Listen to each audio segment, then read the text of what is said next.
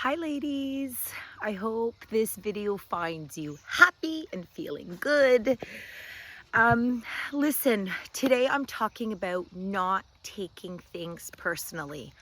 And I chose to talk about this topic because it's something that I am currently working on intentionally. I've had to before and I'm doing it again. And it's because I'm taking a step out of my comfort zone in terms of entrepreneurship. And I am going to put myself out there. As you know, I facilitate women's circles. Ignite in Circle is this beautiful 7-week program I created. But I actually have other treasures that I've been holding on to. And because I believe so strongly in the rise of the collective, I have been putting my energy into igniting community, the Facebook group, but also the YouTube channel. All of those videos women send to me, I prep them, I post them. And now I'm going to use that time, still posting videos women send, of course, but also to launch things that I have been working on for quite some time. And as you do that, you become hyper aware of what people are saying and what is happening and not happening. And I'm having to constantly remind myself to not take things personally, to not worry. It's not all about me.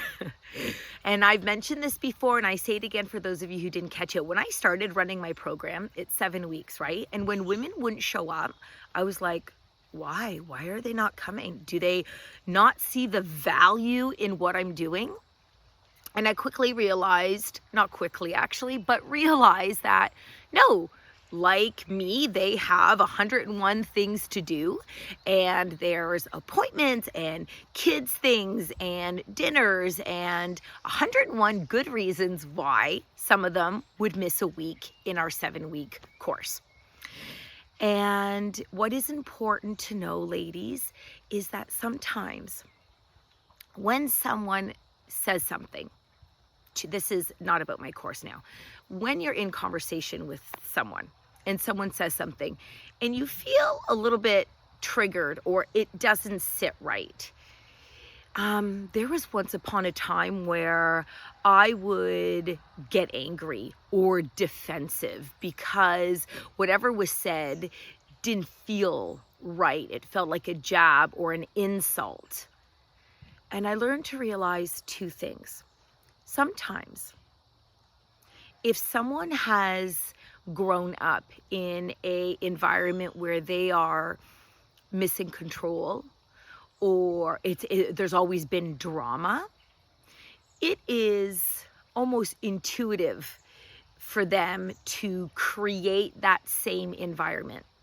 And so they will say those things that trigger you on purpose or make you, your blood boil. Not because it's you.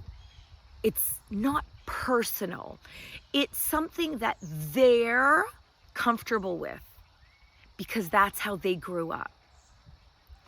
And so the next time you feel annoyed or bothered by what someone is saying, two things. One, do you give them the benefit of the doubt and go, okay, they're behaving this way because this is what they know.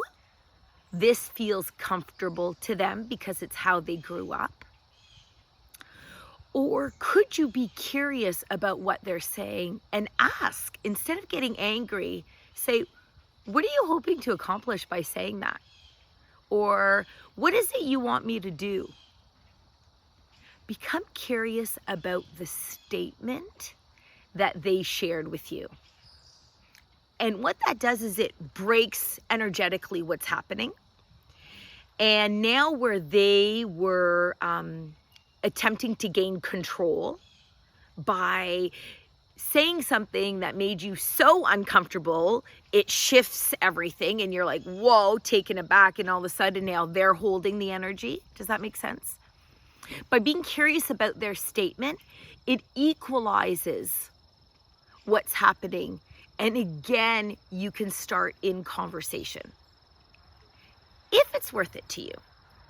It may not be, right? It may not be.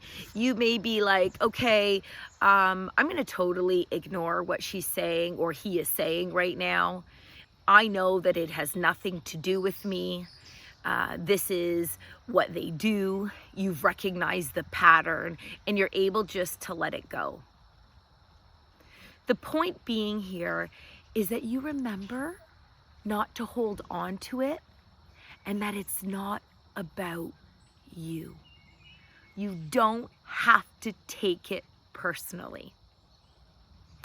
So as I get ready to launch a couple things and put out to the world things I've been working on, if I don't get this huge, success rate that I'm hoping for, I need to just take a deep breath, right? And remember, it's not about me personally. Maybe there's something I need to tweak. Maybe I'm not marketing properly. And take a look and investigate why I'm not getting the results that I wanted or that I'm hoping for, that I'm manifesting, instead of feeling discouraged and putting it all back on, wow, Lynn, I can't believe you were unable to do what you said you would. Wow, Lynn, I can't believe you thought this product would help women and they're not even buying it. Wow, Lynn, I can't believe that you've been working on this for, 6 months. You finally got the guts to put it out there and no one's responding. Instead of shutting myself down, I'm being proactive and I'm preparing myself for all sorts of outcomes that might arise through the launch of my new stuff. Anyway, I just think it's really important we remember not everything is about us. And when someone comes to you, either let it go, it's their issue, right? Not yours. You don't have to own it. Or become curious about what is being said and put it back on them. Ask, what are you hoping to get?